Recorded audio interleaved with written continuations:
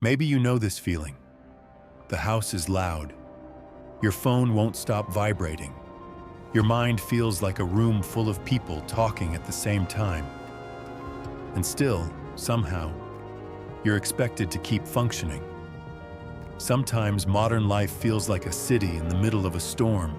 Flashing lights, honking cars, everything urgent, everything immediate, everything pulling you away from yourself. And the strange part is, the more you try to control the chaos, the more it slips through your fingers. But there is a Japanese word, simple yet profoundly deep, capable of creating an inner silence even when nothing around you changes. A silence that doesn't depend on perfect circumstances, because it rises from inside you and expands outward. This word is Seijaku. And if you understand what it truly means, you'll be able to do something most people never master. Keep your soul quiet even in the heart of the storm. The concept of Seijaku was born in the heart of Zen aesthetics and the spirit of wabi-sabi, where stillness is not a place but a state of being. In ancient Japan, monks would meditate in gardens surrounded by stones and swaying bamboo, not because they were chasing absolute external silence, but because they wanted to train the mind to remain steady even when the world moved around it. Seijaku is this active stillness, a silence filled with presence, like the brief pause between two musical notes. The Western mindset often seeks peace through total control, less noise, fewer demands, fewer surprises. The logic goes, when everything stops, then I'll rest. But the Japanese discovered something different. They realized that chaos doesn't need to disappear for peace to exist. Seijaku is the art of creating an inner space where nothing drags you out of yourself. It's an invisible point of balance, like that moment when a falling leaf seems to hang suspended in the air. Understanding this changes everything, because you begin to see that you don't need to control the world to regain control of your life. You only need to return inward. There's something powerful that happens the moment you understand what Seijaku truly invites you to do. It's not about escaping the world or pretending that noise doesn't exist. It's about learning to hear yourself again. The first thing you need to understand is that the mind becomes loud when you stop paying attention to it. It fills the silence with fears, unfinished thoughts, and borrowed worries. Seijaku begins the moment you take one conscious breath, not to relax, but to return to the present. Imagine standing in the middle of a busy station, and suddenly you focus only on the cold air entering your lungs. Everything else is still there, but you're no longer dissolving into the chaos. You're rooted. The second habit is simple but transformative. Pause before you respond.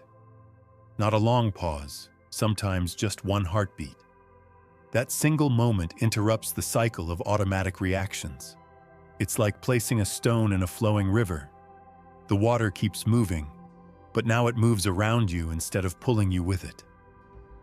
When someone irritates you, when a message triggers anxiety, when a problem appears, that one breath, that small pause becomes the doorway to Seijaku.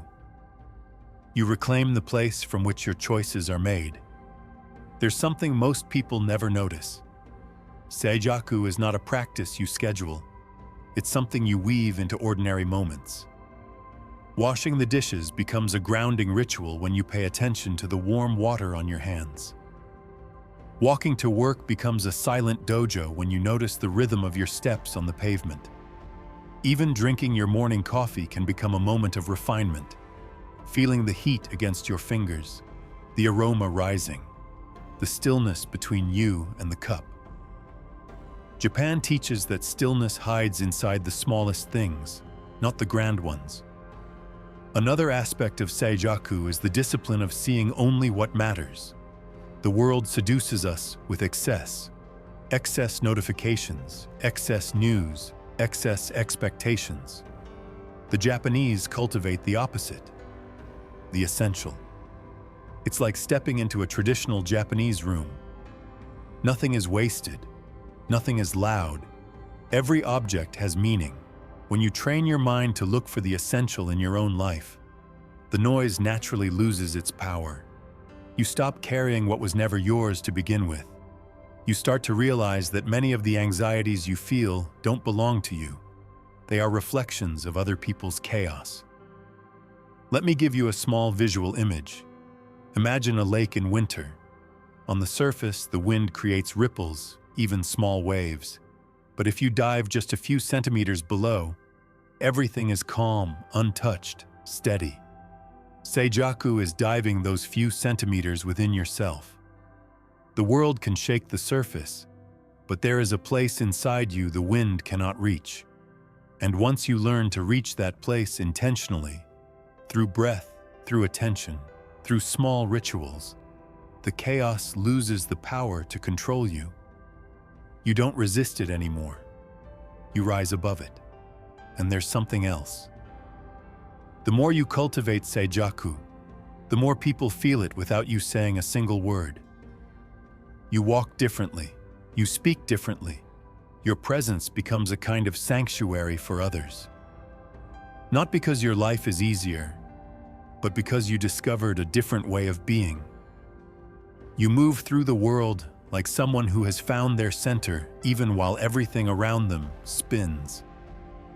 That is the quiet power of Seijaku, a silence that travels with you. You might be thinking, I don't have time for this. My routine is too fast, too demanding. But that's exactly why Seijaku works. It doesn't require an hour of meditation or a quiet room. It fits into the cracks of an ordinary day. 10 seconds before opening a stressful message. 1 breath before answering someone you love. A short pause while waiting at a red light. Seijaku isn't something you add to your schedule. It's something you slip into the moments you already live. And the truth is, if your life is busy, that's not a barrier. That's the perfect training ground. In the end, Seijaku teaches you something profound. Peace isn't something you wait for. It's something you create from the inside out. Even in the middle of noise, even in the middle of pressure, there is a quiet place within you that the world cannot touch. And every time you return to it, you reclaim your power, your clarity, your direction. If this message spoke to you, subscribe to the channel so we can continue growing together. Next week, I'll bring another Japanese principle to help you become sharper, calmer, and stronger, one step at a time.